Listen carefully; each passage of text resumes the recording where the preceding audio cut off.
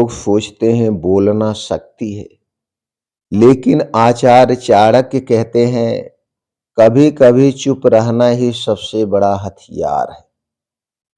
आज का एपिसोड दोस्तों आपको सिखाएगा कब बोलना है, कब सुनना है और कब पूरी दुनिया को आपकी चुप्पी के सामने झुकना होगा। ये 3 पॉइंट पे आज के वीडियो में हम डिस्कस करेंगे, जानकारी शेयर करेंगे।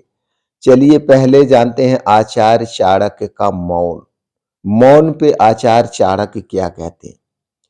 एक बार चंद्रगुप्त मौर्य उत्तेजित होकर पूछा, गुरुदेव मुझे तुरंत निर्णय लेना है, क्षण भर के लिए समय वेस्ट नहीं करना है और तुरंत निर्णय लेकर सोचकर आगे बढ़ना है। आचार्य चाणक्य बोले, पहले चुप रहो फिर सब सुनो। चंद्रगुप्त मौर्य ने पहले विरोधियों की चाल समझी, फिर अपनी रणनीति बनाई।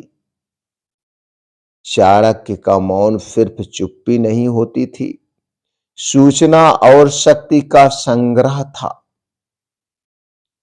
मौन के 5 नियम हैं। इन 5 नियमों को सुनिए, समझिए, सबसे ज्यादा जरूरी है। पहला नियम है सुनो ज्यादा मत बोलो। सुनो ज्यादा लेकिन बोलो ज्यादा नहीं। सत्य वही है जो सुनने वाले को समझ आए, ना कि जो बोलने वाला चिल्लाए। दूसरा, भावनाओं को नियंत्रण में रखो। गुस्सा या लालच में बोले गए शब्द अक्सर विनाशकारी होते हैं। सूचना का भंडार, मौन रहने से आप सब कुछ देख सकते हैं, कौन मित्र है कौन शत्रु है। चौथा है अनुकूल समय की प्रतीक्षा। जो समय पर चुप रहा वही अवसर पर बोल सकता है। शक्ति दिखाने के लिए नहीं, शक्ति समझने के लिए मौन।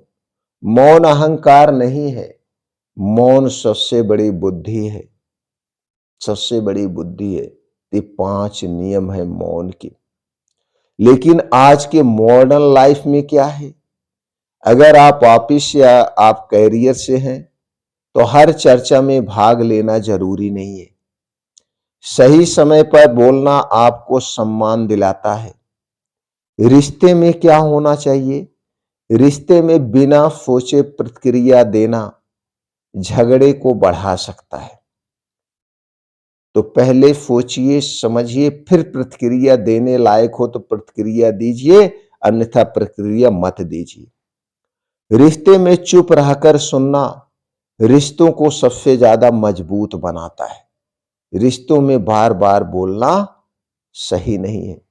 सोशल मीडिया युग में हर राय देने की आवश्यकता नहीं है।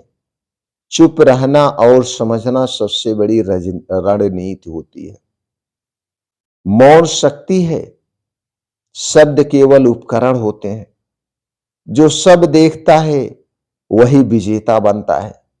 कभी कभी चुप रहना जीतने का सबसे तेज रास्ता होता है। आज से हर शब्द सोचकर बोले, सुनना सीखें और चुप रहकर अवसर और ताकत जमा करें।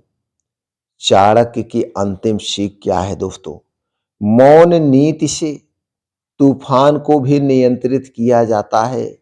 कोई कितना भी गुस्से में क्यों ना हो, कभी आप ट्राई कर लेना, बस आप उसका जवाब मत देना, सिर्फ सुनते रहना, वो अपने आप शांत हो जाएगा। यही भगवान गौतम बुद्ध का भी नियम था। मौन रहिए, अगला आदमी अपने आप चुप हो जाएगा। तो इसलिए मौन नीति आज के समय में भी बहुत जरूरी है। अगर आप इस उपदेश से, इस कहानी से, आचार्य चाणक्य के नियमों से संतुष्ट हैं तो लाइक करें, सब्सक्राइब करें और कमेंट में जरूर लिखें, मैं मौन का अस्त्र अपनाऊंगा या अपनाऊंगी। अपनाऊंगा या अपनाऊंगी? कमेंट सेक्शन में लिखिए। जय चाणक्य। फिर